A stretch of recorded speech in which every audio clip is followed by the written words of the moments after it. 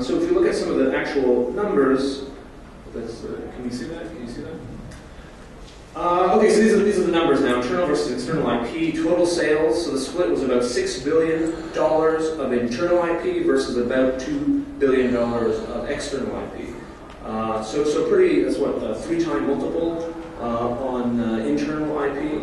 The number of titles, right, so I said there was 100, was the top 100, so the split was about 3/4 were internal versus 1/4 was external.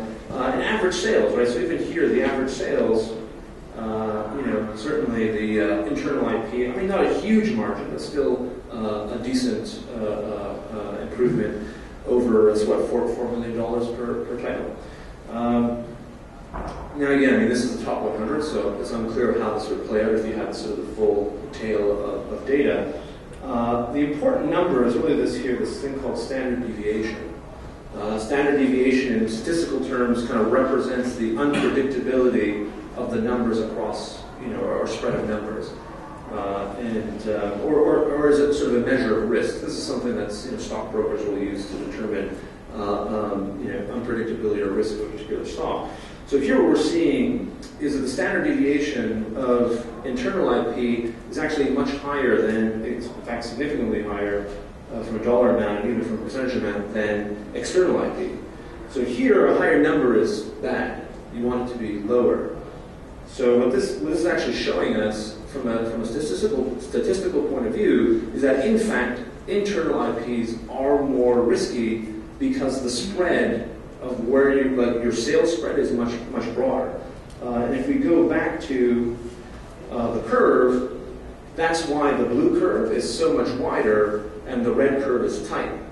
Because the standard deviation of the external IP is lower, so the spread of the numbers is not as wide. They're sort of tightly bubbled together. Whereas the spread of the internal IP is quite long. So on first glance, the big, nice blue curve looks, bigger is better, looks nice. But in fact, that represents more risk, more unpredictability in terms of the spread of the numbers. Okay, so that was like super rapid statistics, kind of 101 or like minus 101.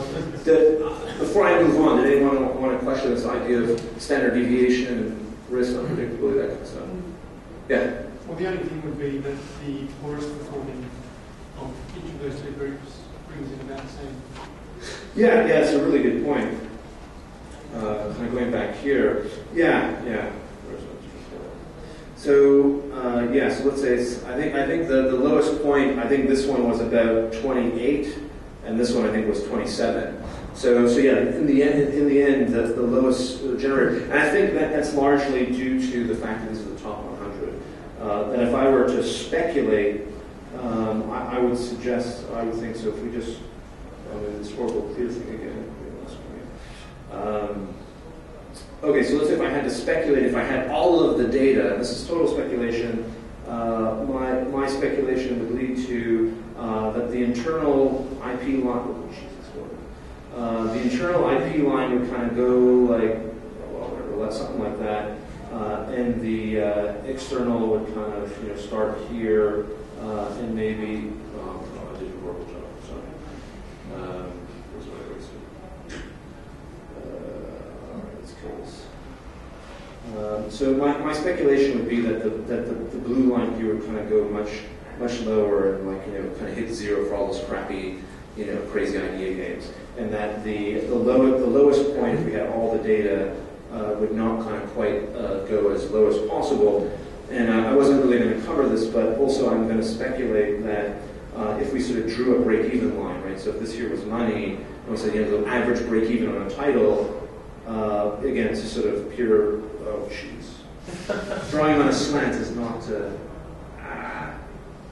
So something like that, right? So again, speculation, but that the break-even line, most of the external IPs fall above the break-even line, whereas many internal IPs actually go below the break-even line.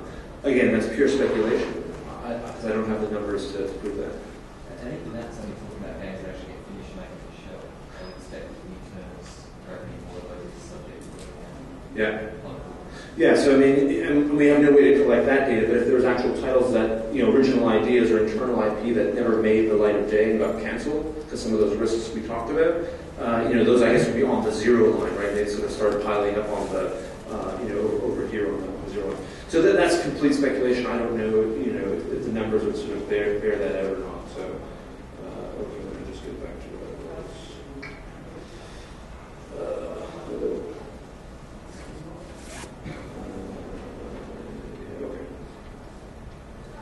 Okay, so again, this idea that although the total value is much greater for internal IP, although the the number of absolute titles that are in that top 100 are far greater, and even the average value per title is greater, this idea that the standard deviation is higher is kind of a direct demonstration of the increased risk from internal IP. So now, additionally, I broke it down between those four factors, so internal, external, as well as new and franchise. So this here's where you see these new lines. So the big healthy green line is franchise internal. So this is sort of the whole sequel engine, right? The franchise engine of the game industry. We can see even from a top 10 point of view, is in fact generating a massive amount of, it's this line here, right? The green line is in fact, generating massive amounts of revenue. And then you can see here that the two external IPs, the red one is the franchise external is actually doing pretty good, and the kind of the worst one is the yellow one here, which is new internal. Unfortunately, we'll go right to the numbers here. All right, so these are the numbers. So massive amount of money being generated by franchises from internal IP. These are the GTAs, these are the Halos, these are the Pokemons, Marios, Tomb Raiders, et cetera, et cetera. And then certainly another big chunk from the franchise external, which is largely the sports games and some of the movie games that don't suck that bad. Okay, here the amount of data may not lead it to be totally statistically significant. But if we look at the averages, so new external IP is bad news, right? It's very low. Whatever your franchise internal is really doing well per title. So again, the Halos and GTAs, once you get that engine going, you're actually making a decent amount of money. In fact, the most per unit. And same thing with this kind of franchise and whatever, you can see the numbers for yourselves. But and somewhat separate from this topic of internal versus external. But this idea that the franchise or sequel IP, whether it's inside or outside the industry, is actually really this massive value generator for the industry. But okay, so we go back down to our standard deviations, and where is it here? New internal IP. Well, it's not actually the riskiest. The riskiest is what is it here? So franchise internal, which is kind of counterintuitive, but I guess that's because a lot of sequels suck. Right? You're just as likely to do well with your sequel as you are to do not so well, and that in part I think is driving the widespread of franchise internal IP.